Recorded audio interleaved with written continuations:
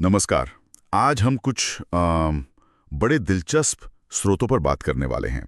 ये स्रोत ज्योतिषीय गणनाओं को दुनिया भर में जो चल रहा है ना, उथल पुथल, उससे जोड़ते हैं।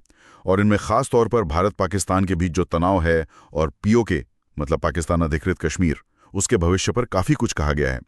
हमारे पास ना कई ज्योतिषियों जैसे कुशल कुमार, रुद्र कर्ण प्रताप, नीति शर्मा, पवन सिन्हा, इनके लेख हैं, इनकी बातें हैं। और कुछ पुराने भविष्यवक्ता भी जैसे नास्त्रदमस और भविष्यमालिका वाले अच्युतानंद। इन सब में ग्रहों की चाल को आज की और आने वाली घटनाओं से जोड़ने की कोशिश की गई है। तो आज हम यही करेंगे, इन स्रोतों से खास बातें निकालेंगे और समझने की कोशिश करेंगे कि भाई ज्योतिष की नज़र से आजकल क्या चल रहा है और आने वाले वक्त में क्या हो सकता है, खासकर भारत के लिए। और हाँ, एक बात साफ कर दें, हम जो भी कह रहे हैं वो सिर्फ इन्हीं स्रोतों के आधार पर है। तो चलिए शुरू करते हैं। ये स्रोत क्या कह रहे हैं कि 2020 से ही ग्रहों की कुछ खास स्थितियां दुनिया भर में गड़बड़ी पैदा कर रही हैं। कहीं भूकंप, कहीं आग, तूफान, युद्ध, जैसे वो हमास इजराइल या रूस यूक्रेन चल रहा है। चीन ताइवान और भारत पाकिस्तान के बीच बढ़ते तनाव का भी जिक्र बार बार है इसमें। और अभी हाल में पहलगाम में जो हमला हुआ ना पर्यटकों पर, हाँ, उसने तो माहौल और गरमा दिया है, बिल्कुल। और देखिए, दिलचस्प बात यह है कि कई ज्योतिषी आने वाले बड़े ग्रह परिवर्तनों को अहम घटनाओं से जोड़ रहे हैं। मिसाल के तौर पर 29 मार्च 2025 से शनि का मीन राशि में जाना। शनि का मीन में जाना, इसका क्या मतलब होता है ज्योतिष में?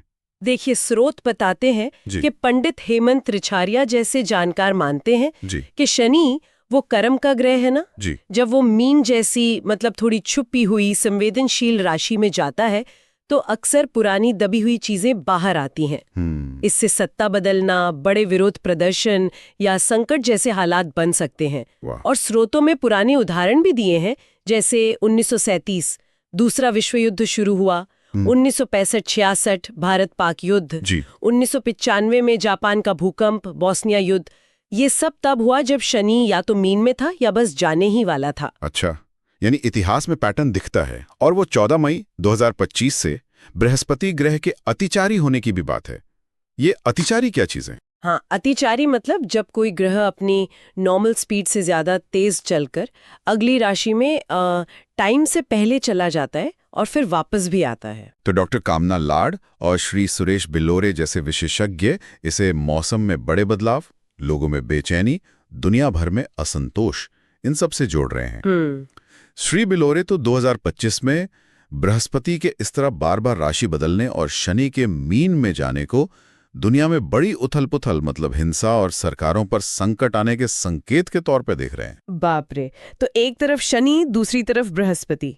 और भी कुछ है क्या? जी हाँ, 18 मई 2025 को राहु का कुंभ राशि में आना, ये भी अहम माना जा रहा है। कुछ स्रोत तो इशारा कर रहे हैं कि इससे दुनिया में हलचल और तेज हो सकती है और यहां तक कि कोरोना जैसी कोई नई महामारी की आशंका भी। अरे, मतलब ग्रहों के हिसाब से तो काफी कुछ पकड़ाए लगता है। अब जरा भारत, पाकिस्तान और पीओके पर आते हैं। इस बारे में क्या खास कहा गया है इन स्रोतों में? देखिए, ज्योतिष कुशल कुमार तो 8 मई 2025 के आसपास दुनिया के कई हिस्सों में, कोरिया, चीन, ताइवान, मध्य पूर्व, यूक्रेन, रूस, यहाँ तनाव और बढ़ने की बात कह रहे हैं। लेकिन जो बात कई स्रोतों में खास तौर पे उभर कर आ रही है वो पीओके से जुड़ी है। पीओके, अच्छा। हाँ, नीति शर्मा, पवन सिन्हा, संत बेत्रा अशोक और रुद्र कर्ण प्रताप ऐसे कई ज्योतिषियों का मानना है कि ग्रहों की मौजूदा और आने वाली स्थिति, खास तौर पे मंगल ग्रह का कुछ खास योग और प्रधानमंत्री मोदी के कथित मंगल महादशा, मतलब ज्योतिष के हिसाब से उनके जीवन का वो दौर जिस पर मंगल का प्रभाव माना जाता है। अच्छा, मंगल महादशा। हाँ, तो ये सब मिलकर पीओके को लेकर भारत की तरफ से किसी बड़ी कार्रवाई या उसके भारत में विलय का इशारा कर रहे हैं। रुद्र कर्ण प्रताप ने तो बिल्कुल साफ साफ अप्रैल 2025 से सितंबर 2026 के बीच पीओके के भारत में विलय की भविष्यवाणी की है। अच्छा, एक खास टाइम फ्रेम भी दिया है मतलब। और भारत की अपनी कुंडली के हिसाब से भी कुछ है, मतलब देश की कुंडली के हिसाब से? हाँ, उसका भी जिक्र है। भारत की कुंडली का विश्लेषण करते हुए कुछ स्रोत बताते हैं कि 17 अक्टूबर से 30 अक्टूबर 2025 के बीच का समय, जब राहु राशि बदलने के संधि काल में होगा, मतलब बिल्कुल बदलाव के मोड़ पर, वो पीओके पर किसी संभावित कार्रवाई के लिए बहुत अहम हो सकता है। और वो पुराने भविष्यवक्ता नास्त्रदेमस या भविष्य मालिका, उनका भी कोई जिक्र है संदर्भ में? बिल्कुल है। भविष्य मालिका के जो रचयिता थे संत अच्युतानंद, उनकी एक भविष्यवाणी का जिक्र है कि जब शनि मीन राशि में जाएगा तो भारत के लिए 2.5 साल मुश्किल भरे हो सकते हैं, अराजकता जैसे हालात। और नास्त्रदमस की भी 27 अक्टूबर 2025 के आसपास की एक भविष्यवाणी का हवाला दिया गया है, जिसमें बड़ा युद्ध, मौतें और नुकसान की बात है। तो ये पुरानी भविष्यवाणियां भी कहीं ना कहीं इसी उथल-पुथल भरे दौर की तरफ इशारा करती लगती हैं। तो कुल मिलाकर इन सारे स्रोतों को अगर हम देखें तो एक बात तो साफ लगती है कि भाई ज्योतिषीय विश्लेषण जो है वो मौजूदा वैश्विक माहौल और खासकर भारत-पाकिस्तान तनाव को ग्रहों की चाल से जोड़कर देख रहे हैं।